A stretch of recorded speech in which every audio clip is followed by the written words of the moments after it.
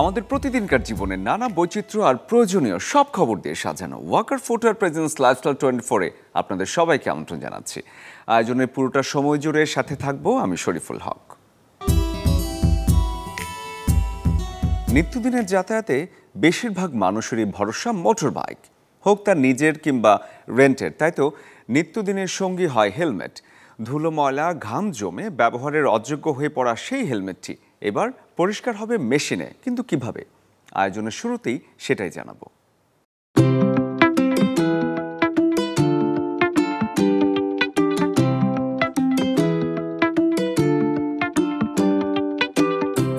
আধুনিক এক মেশিনে দেয়া হচ্ছে গরম আর ঘামে ময়লা দুর্গন্ধ হওয়া হেলমেট। কয়েক ধাপ পেরিয়ে যা হচ্ছে পরিষ্কার, সাথে সুগন্ধ, যাতে খুশি বাইক রাইডাররা। আপনি করেন, স্মেলটা দেখেন, হ্যাঁ, আর ফ্রেশনেসটা আগের চাইতে বাড়ছে কিনা। সময়ের সাথে বদলে গেছে হেলমেট পরিষ্কারের ধরন।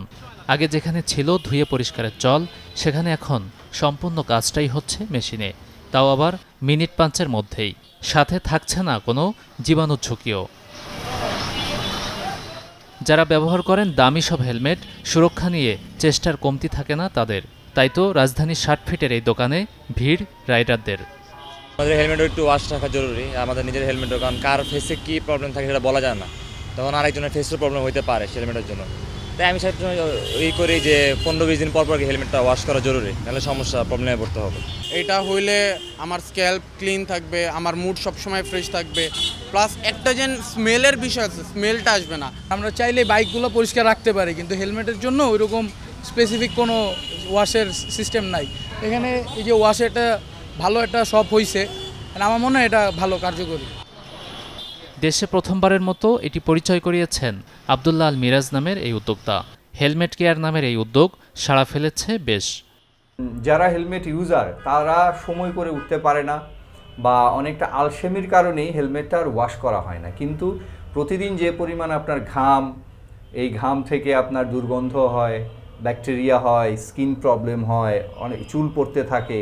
তো এই সমস্যাগুলো শুরু হয় হচ্ছে এই হেলমেট থেকে। হেলমেটটা নিয়ে যারা একটু ভাবেন, এই বিষয়গুলো স্বাস্থ্যগত দিক নিয়ে যারা একটু ভাবেন বা সচেতন, তারা আসতেছেন এবং আমাদেরকে খুব তারা অ্যাপ্রিসিয়েট করতেছেন। হেলমেটের ভেতরে অনেকগুলো আপনার ছোটোখাটো চিপাচাপা অনেক জায়গা থাকে যেগুলোতে আপনার করতে পারে না, ময়লাটা পরিষ্কার করা যায় না। আমরা ওইগুলোকে পার্ট বাই পার্ট অনেকটাই খুলে ওইটাকে ম্যানুয়াল ওয়ার্ক করে দেন আমরা এটাকে মেশিনে দিই। এটা হচ্ছে পার্ট 1। আর পার্ট 2 হচ্ছে যেই হেলমেট পরিষ্কার আর জীবাণুমুক্ত করার এই সেবা পেতে বাইকারদের গুনতে হচ্ছে 150 থেকে 200 টাকা পর্যন্ত। গাজী আনিস, চ্যানেল 24, ঢাকা। ডিজিটাল দুনিয়ায় নিত্য নতুন ভাবনায় সাড়া ফেলা কন্টেন্ট ক্রিয়েটর এবং ইনফ্লুয়েন্সারদের স্বীকৃতি দিতে অনুষ্ঠিত হলো Meril presents Marvel of Tomorrow season 4। রাজধানীর রেডিসন ব্লুতে জমকালো যে আয়োজনের মাধ্যমে অনুষ্ঠিত হয় এই পুরস্কার বিতরণী অনুষ্ঠান। এবারের মার্ভেল অফ টুমরো সিজন 4-এ পুরস্কার দেয়া হয় মোট 27টি ক্যাটাগরিতে, যেখানে ছিল empowering creator, entertainment, fashion designer, dance এবং হোলিস্টিক ওয়েলবিংয়ের মতো জনপ্রিয় বিভাগ। পুরস্কারপ্রাপ্তদের বেছে নেওয়া হয়েছিল 84 জন মনোনীতদের মধ্য থেকে। 22 জন বিচারকের মূল্যায়নের ভিত্তিতে এই পুরস্কার দেয়া হয়। পুরো অনুষ্ঠানটির সঞ্চালনায় ছিলেন জনপ্রিয় কন্টেন্ট ক্রিয়েটর আমিন হান্নান এবং শৌভিক আহমেদ। আর রেড কার্পেটে অতিথিদের স্বাগত জানান কন্টেন্ট ক্রিয়েটর কামরুন্নেসা ডানা, যার অপর নাম ডানা ভাই জোস। পাশাপাশি দর্শকদের মুগ্ধ করে রেখেছিল হাভানা সালসা, ইরার ফ্লো এবং ডিজি বিটসের মনোমুগ্ধকর পারফরমেন্স। পরিবেশ সুরক্ষায় রাজধানীর মোহাম্মদপুরে রামচন্দ্রপুর খালে দুদিনের পরিচ্ছন্নতা কার্যক্রম পরিচালনা করা হয়, যার উদ্যোগ নেয় আইডিএলসি ফাইন্যান্স। প্রতিষ্ঠানটির কর্পোরেট সামাজিক দায়বদ্ধতা সিএসআর কার্যক্রমের অংশ হিসেবে গৃহীত এই উদ্যোগের আওতায় খালের 800 মিটার অংশ পরিষ্কার করা হয়। পরিবেশ, বন ও জলবায়ু পরিবর্তন মন্ত্রণালয়ে ফুটস্টেপস বাংলাদেশ এবং ঢাকা উত্তর সিটি কর্পোরেশন ডিএনসিসির সাথে যৌথভাবে 20 এবং 21 জুন আইডিএলসি পরিচালনা করে এই পরিচ্ছন্নতা অভিযান। এই অভিযানের স্থান পরিদর্শন করে উদ্যোগের প্রশংসা করেন পরিবেশ, বন ও জলবায়ু পরিবর্তন মন্ত্রণালয় এবং পানি সম্পদ মন্ত্রণালয়ের উপদেষ্টা সৈয়দা রিজওয়ানা হাসান। আইডিএলসির পক্ষ থেকে আয়োজনে উপস্থিত ছিলেন group chief financial officer Masud Karim Majumder, additional managing director এবং head of business Syed Javed Noor, additional managing director এবং chief risk officer Asif Saad Bin Shams ছাড়াও ঢাকা উত্তর সিটি কর্পোরেশনের অ্যাডমিনিস্ট্রেটর মোহাম্মদ এজাজ এবং ফুড স্টেপস বাংলাদেশের কো ফাউন্ডার এবং প্রেসিডেন্ট শাহ রাফায়েত চৌধুরী। অন্য জায়গায় সেপটিক ট্যাঙ্ক থাকে, এখানে সেপটিক ট্যাঙ্কও নাই, সব এসে পড়তেছে খালে। আমাদের এই স্বল্পকালীন সময়ে এই সরকারের পক্ষে এত কিছু তো করে যাওয়া সম্ভব হবে না, কিন্তু অন্তত বাসাবাড়ির যে গৃহস্থালী বর্জ্য এটা যেন আমরা ঠিক মতন কালেক্ট করতে পারি। কারণ আমি যেটা শুনলাম যে তারা অভিযোগ করে যে এখানে ময়লা ট্রাকও ময়লা নিতে আসে না। তো সেটা নিশ্চয়ই আমাদের প্রশাসক মহোদয় নিশ্চিত করবেন যে ময়লাগুলো ঠিক মতন কালেক্ট করা হচ্ছে। সেই জন্য স্থানীয় জনগণকে ডাস্টবিনও দেয়া হচ্ছে। তো আশা করি অন্যান্য বারের চাইতে এবার একটু ভিন্ন হবে, কিন্তু সম্পূর্ণ ভিন্ন হবে এ কথা তো বলতে পারবো না, কারণ সিওয়েজ কানেকশনটা তো ঠিক করে আসতে হবে। আর এই প্রশ্নটার আমি একটা উত্তর দিই, এর আগেও হয়েছে, কিছু লাভ হয়নি, তাহলে কি থেমে থাকবো? তার তো সুযোগ নাই। এটা তো কাজগুলো বারবার করতে হবে এবং আমাদেরকে ইনভলভ থাকতে হবে। আগে যখন এসেছি তখন বেলায় ছিলাম, এখন এসেছি ভিন্ন ক্যাপাসিটিতে। তো কথাটা হচ্ছে যে আমাদেরকে রামচন্দ্রপুর খাল যদি আমরা না বাঁচাই, এটা কিন্তু এটা একটা প্রতীকী আবেদন আছে। রামচন্দ্রপুর খাল, সুভাদ্রা খাল, তো এই দুটোরই আমরা কাজ শুরু করেছি। জনগণকেও কিন্তু সচেতন হতে হবে। এখানে না, মানে আমরা যদি রূপনগর খালের দিকে যান একই কেস আমরা দেখি। তো রাতের বেলা তো আমরা তো পাহারা আমাদের লোক সংখ্যা হচ্ছে মাত্র 20%, সত্য কথা, পুরো ক্যাপাসিটি। সেখানে রাতে কেউ যদি এটা চুরি করে ময়লা ফেলে, এটা অ্যাওয়ারনেসের বাইরে, আসলে পুলিশিং করে কিন্তু এটা পসিবল না। তো আমরা অ্যাওয়ারনেস করছি এবং আমাদের আপনারা দেখেছেন যে এইবার কোরবানিতে আমরা কিভাবে একদম টাইমলি শহরটাকে পরিষ্কার করতে পেরেছি, গন্ধমুক্ত করতে পেরেছি।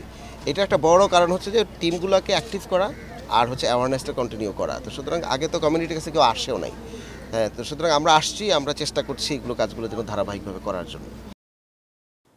ঈদ শেষ হয়ে গেলেও এখনও যেন কাটেনি উৎসবের রেশ, তাই তো ঈদের পর ঈদের আনন্দ ভাগাভাগি করে নিতে রাজধানীতে এক ছাদের নিচে একত্রিত হয়েছিলেন দেশের নারী উদ্যোক্তারা।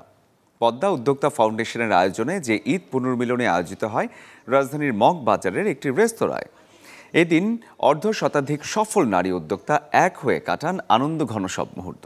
ভবিষ্যতে দেশ ও সমাজের নানা গঠনমূলক কাজে এই উদ্যোক্তারা নিজ নিজ অবস্থান থেকেও ভূমিকা রাখতে পারবেন বলে জানানো হয় আয়োজনে। যারা লেদারের তৈরি বিভিন্ন অনুষঙ্গ ব্যবহার করছেন, আয়োজনটা এবার তাদের জন্য। এবারে জানাবো এমন কিছু টিপস যেগুলো মেনে চামড়ার তৈরি জিনিসগুলো ভালো রাখতে পারবেন দীর্ঘদিন। চামড়ার পণ্য থেকে পানিকে রাখুন দূরে। বাজারে বিশেষ ধরনের ক্লিনার পাওয়া যায়, যা দিয়ে চামড়া পণ্য পরিষ্কার রাখা যায়, সেসব ব্যবহার করুন। ক্লিনার ব্যবহার শেষে সুতি কাপড় দিয়ে পরিষ্কার করে নিন। অনেকে চামড়ার তৈরি জিনিসকে চকচকে করতে তেল বা কন্ডিশনার ব্যবহার করেন, এতে উল্টো রং নষ্ট হয়ে যাওয়ার আশঙ্কা থাকে। এর পরিবর্তে চামড়ার জিনিস চকচকে করার বিশেষ ধরনের কন্ডিশনার ব্যবহার করুন। চামড়া তৈরি কোনো কিছু দীর্ঘদিন ভাঁজ করে রাখবেন না, এতে জিনিসের উপর দাগ পড়ে যায়। বর্ষাকালে যতটা সম্ভব চামড়া তৈরি জিনিসপত্র কম ব্যবহার করুন। চামড়ার জুতো বা ব্যাগের সবচেয়ে বড় শত্রু পানি। বৃষ্টির পানি তো বটেই, পরিষ্কার করার সময়ও পানি থেকে যথাসম্ভব সাবধান রাখতে হবে। ভুলে যদি চামড়ার ব্যাগে পানি পড়েও যায়, তাহলে তা যত দ্রুত সম্ভব মুছে ফেলুন। ভালোভাবে মুছে শুকিয়ে নিন। পানি পুরোপুরিভাবে না শুকানো পর্যন্ত চামড়ার জিনিস ব্যবহার করবেন না। আর এই নিয়ম মানলেই চামড়ার পণ্য ব্যবহার করতে পারবেন বহুদিন। এছাড়াও দীর্ঘদিন চামড়ার পণ্য ভালো রাখতে তুলনামূলক ঠান্ডা জায়গায় রাখুন। তবে খেয়াল রাখবেন আপনার পছন্দের জিনিস যাতে কোনোভাবেই ভাঁজ না পড়ে। দীর্ঘদিনের জন্য তুলে রাখতে হলে পলিব্যাগের ভেতরে রেখে চামড়ার পণ্য সংরক্ষণ করুন। চামড়ার পণ্য অনেকদিন আলমারির ভেতরে থাকলেও অনেক সময় ছত্রাক পড়ে। ছত্রাক দূর করতে সামান্য ভেজা কাপড় দিয়ে চামড়ার পণ্য হালকা মুছে নিন। ছত্রাক দূর হলে সুতি কাপড় দিয়ে আবারও পণ্যটি মুছে রাখুন। Desk report, channel 24। ভবিষ্যতের পৃথিবীর কথা উঠলেই চোখের সামনে ভেসে ওঠে উড়ন্ত গাড়ি, রোবট কিংবা এলিয়েনের কথা। পাশাপাশি আছে মেটাভার্স, ভার্চুয়াল রিয়েলিটি এবং এআই। সব মিলে তাহলে কেমন হতে পারে আমাদের ভবিষ্যৎ দুনিয়া? চলুন একটু কল্পনা করে আসি।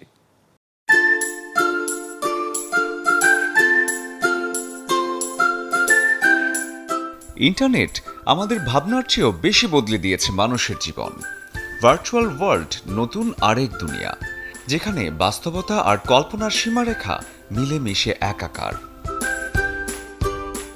মানুষ ইন্টারনেট ব্যবহার করে তথ্য খোঁজা, যোগাযোগ কিংবা কেনাকাটার জন্য, কিন্তু মেটাভার্স আপনাকে নিয়ে যাবে এক ত্রিমাত্রিক জগতে, যেখানে নিজের অ্যাভাটার দিয়ে ভার্চুয়াল চলাফেরা, বাজার করা, এমনকি ঘুরে বেড়ানো যাবে।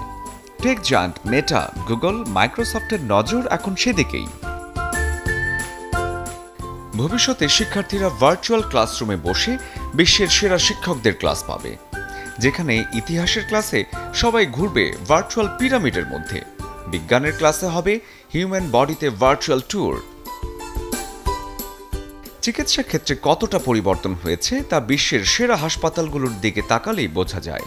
ভার্চুয়াল সিমুলেশনের মাধ্যমে জটিল আর সূক্ষ্ম সব অপারেশনের প্র্যাকটিস হবে ডাক্তারি পড়ুয়ারদের। টেলিমেডিসিন সেবা কিন্তু ইতিমধ্যে বাংলাদেশ সহ বিভিন্ন দেশে এখন বাস্তব। তবে প্রযুক্তির এই বিস্তারে আছে কিছু ঝুঁকিও। ভার্চুয়াল আসক্তি, তথ্য নিরাপত্তার ঝুঁকি এবং পারিবারিক সম্পর্ক দুর্বল হয়ে যাওয়ার মতো ঘটনার আশঙ্কা বিশেষজ্ঞদের, যা প্রকাশ পাচ্ছে মানসিক চাপ আর একাকিত্বে। অন্যদিকে সবার পক্ষে প্রযুক্তির এই সুফল ভোগ করাও কঠিন, কারণ উন্নত ডিভাইস ও দ্রুত ইন্টারনেট এখনও সহজলভ্য নয়। এআই এর যুগে কল্পনা আর বাস্তবের ফারাকে মেটাভার্স হতে পারে অনলাইন মিথস্ক্রিয়ার পরবর্তী এক বিপ্লব। Shariful Haque, channel 24। Walker footwear presents lifestyle 24-এ আজ ছিল এই আয়োজন আপনাদের জন্য। জীবনযাপনের রঙিন আর সাদা কালো সব খবর নিয়ে দেখা হবে আগামীকাল একই সময়। সে পর্যন্ত সবাই ভালো থাকুন, সুস্থ থাকুন এবং দেখতে থাকুন চ্যানেল 24।